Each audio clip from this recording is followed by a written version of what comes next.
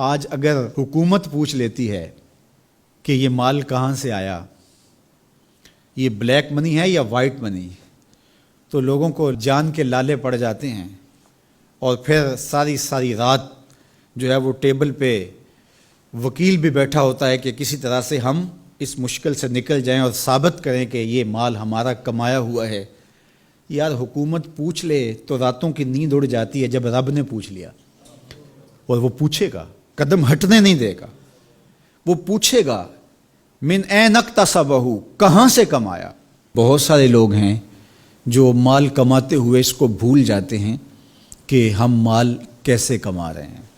فرمایا کہ میری امت پہ ایک ایسا زمانہ آئے گا کہ لوگ اس بات کو فراموش کر دیں گے کہ جو ان کے پاس مال آ رہا ہے وہ حلال ذریعے سے آ رہا ہے یا حرام ذریعے سے آ رہا ہے۔ مال کی محبت اس قدر غالب ہو جائے گی کہ حلت اور حرمت اٹھ جائے گی، اور جب کوئی شخص اس مقام پہ پہنچ جاتا ہے، طمع اس قدر بڑھ جائے، پھر سمجھو کہ اس نے قیامت کے دن اللہ کے حضور سخت شرمندگی کا اہتمام کر لیا ہے، سخت رسوا ہوگا اس دن۔ تو ہر صورت کے اندر وہ ذرائع اختیار ہمیں کرنے ہوں گے جو حلال ہیں۔ علماء نے لکھا ہے کہ اگر رزق پاک نہیں ہے تو نیک لوگوں کی دعاؤں سے بھی حصہ نکال دیا جاتا ہے،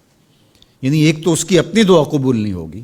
دوسرا نیک لوگ جو دعائیں مانگتے ہیں، اللہ پوری امت پہ رحم کر، پوری امت کی خیر فرما، تو اس شخص کا حصہ نیک صالحین لوگوں کی دعاؤں سے نکال دیا جاتا ہے۔ تو قیامت کے دن اللہ اپنے حضور سے بندوں کے قدم ہٹنے نہیں دے گا جب تک یہ سوال نہیں پوچھ لے گا کہ تم نے رزق کمایا کہاں سے۔ اور پھر دوسرا سوال ہوگا کہ وفیما انفقہ، اس کو خرچ کہاں کیا۔ عمومی طور پہ ہم اس پہ تو زور دے دیتے ہیں کہ مال حلال ذریعے سے کمانا چاہیے، کسی سے زیادتی نہیں کرنی چاہیے، جھوٹی قسم سے مال نہیں کمانا چاہیے، کسی کو دھوکہ دے کے مال نہیں کمانا چاہیے، مال کمانے کے ذرائع اچھے ہونے چاہیے، یہ اس پر تو ہم توجہ دیتے ہیں۔ لیکن سوال یہ بھی ہوگا کہ صرف یہ مسئلہ نہیں ہے کہ تم نے کمایا کیسے، یہ بھی مسئلہ ہے کہ تم نے مال کو خرچ کہاں کیا، مصرف کیا تھے اس کے، فضول خرچی میں، اسراف میں تو وہ مال حلال کی کمائی تم نے ضائع تو نہیں کر دی۔ ہمارے مالک نے تو ہمیں جو مال ہے اس کو بے وقوف لوگوں کے ہاتھوں میں دینے سے منع کیا ہے۔ بچے ہیں جو مال کے مصرف کو نہیں جانتے، اس طرح گھر کی وہ خواتین جو مال کے مصرف کو اچھی طرح نہیں سمجھتی اور فضول خرچی کرتی ہیں، تو شوہر کی ذمہ داری ہے کہ وہ اخراجات کنٹرول کرے۔ یہ اس آیت کریمہ کی شرح کے اندر علماء نے لکھا کہ بے وقوفوں کو مال نہ دو، چونکہ وہ اگر غلط جگہ پہ خرچ کریں گے جہاں خرچ نہیں کرنا چاہیے تھا تو اس کا حساب آپ کو دینا پڑے گا۔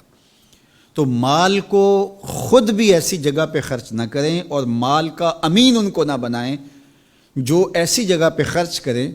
جو اس کا مصرف نہیں ہے۔ تو جو مال فضول خرچی میں اڑا دے تو اس سے بھی پوچھا جائے گا، اور جو حرام میں لگائے، سراسر حرام میں لگائے، اس مال سے عیش و عشرت کرے، اس مال سے رشوت دے کے کسی کا حق چھینے، اس مال سے کسی پر ظلم کروائے، کسی پر زیادتی کروائے، تو کیا اس کو حساب نہیں دینا پڑے گا؟ تو ایک ایک پائی کا حساب دینا پڑے گا۔